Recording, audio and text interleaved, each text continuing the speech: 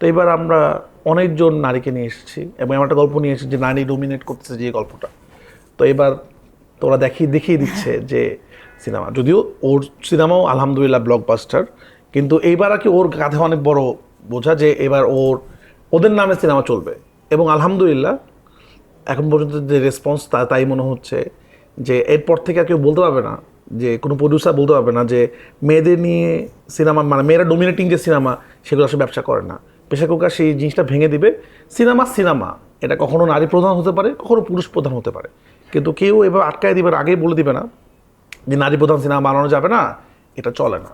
এই যে এটাকে কি বলে, মিথ কি, এবার কি বলা যায় এটাকে, মানে যে এটা যদিও একসময় এটা ছিল না, একসময় অনেক বড় বড় সিনেমা এরকম ইয়ে হয়েছে, বাংলাদেশে অনেক ভালো ভালো ব্যবসা করেছে এবং অনেক ভালো সিনেমা হয়েছে।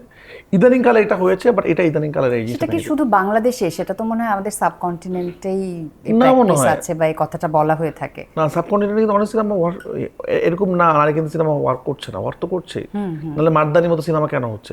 আপনি নেটফ্লিক্সে যদি আপনি সবচেয়ে হিট প্রোডাকশন করেন, আপনার দিল্লি ক্রাইম আসবে, যেটা কিনা একজন নারী পুলিশ অফিসার সেই করছে, মানে যে কটা ওদের যে হিটের মধ্যে। তারপরে আপনি কদিন আগে যে আমির খান একটা সিনেমা রিলিজ হলো, আমির খান প্রডিউস করলো লাপাত্তা লেডিস, মানে ওরা এর আগ পর্যন্ত এনিমেলের ভিউয়ারশিপ সবচেয়ে বেশি ছিল নেটফ্লিক্সে, লাপাত্তা লেডিস কিন্তু সেটাকে ব্রেক করে দিছে। পিচ্ছি দুইটা মেন গল্প, ওটা তো নারী প্রধান সিনেমা এবং নারী ডিরেক্টর।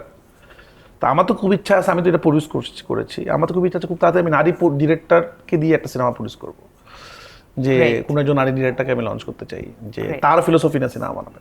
আমরা সবসময় দেখি যে নাজিফা তুষি খুব বেছে কাজ করে সিনেমা সিলেকশনের ক্ষেত্রেও। প্রেসার কুকারের ক্ষেত্রে কি স্পেশালিটি ছিল যে নাজিফা তুষি প্রেসার কুকারকে বেছে নিল? ও আচ্ছা, ওয়েল আমার আগের থেকে আমি অনেক আগের থেকে, মানে এমনিতে আমার পছন্দ স্ক্রিপ্ট ডেভেলপমেন্ট বা আইডিয়া, এবং আমার যারা কলিগ বন্ধু তাদের সাথে আমার এইসব নিয়ে কথা হয়, কাজ হয়। সো রাফির সাথে আমি যখন আন্ধার করি, তখন আন্ধারে আমাদের একটা সুন্দর অ্যাক্টর ডিরেক্টর সিঙ্ক হলো, কেমিস্ট্রি হলো, যেটা তখন হয় না যে বন্ধুরা অনেক সময় আমি আমার কাজের কথা বলি, ওর কাজের কথা বলে। সো রাফি আমাকে দুইটা গল্প বলেছিল, শোনাচ্ছিল আর কি, যে একটা ছিল একটা লাভ স্টোরি আর একটা হচ্ছে প্রেশার কুকারের আইডিয়াটা।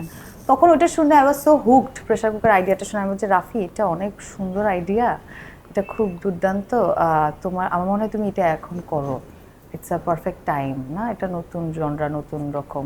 সো আমার রাফিও চাচ্ছিল হয়তো বা আগে পরে করতো, কিন্তু যখন আমরা এটা নিয়ে কথা বললাম তখন রাফি বলল যে হ্যাঁ ওয়াই নট, তাহলে আমরা এটা এখন করি।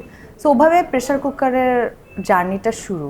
তো আমরা আন্ধার থেকে এটা নিয়ে অনেক কিউরিয়াস ছিলাম যে আন্ধারটা কবে শেষ হবে আর আমরা প্রেসার কুকারের জার্নিতে কবে ঢুকবো। আচ্ছা, তার মানে এটা রায়হান রাফি এবং নাজিফা তুষির দ্বিতীয় প্রজেক্ট, সিনেমার ক্ষেত্রে দ্বিতীয় প্রজেক্ট। আগে আমরা ওটিটিতে দেখেছি, তাহলে আন্ধারের শুটিং আগে হয়েছে, প্রেসার কুকার পরে হয়েছে। আমরা একটু বোনাস নিউজ নিয়ে নিই, আন্ধার কবে আসছে? খুব তাড়াতাড়ি আসবে, ঈদ গিফট হয়ে যাক ডেটটা, মানে আমরা চিন্তা করছি, বাট আমরা আন্ধার তো আমরা অনেকদিন আগে শুট শেষ করেছি, বাট এটা যেহেতু সব থেকে হিউজ ভিএফএক্স এর মুভি বাংলাদেশের, এটা ভিএফএক্স এর কাজ চলছে এবং দেশের বাইরে পোস্ট চলতেছে এটা।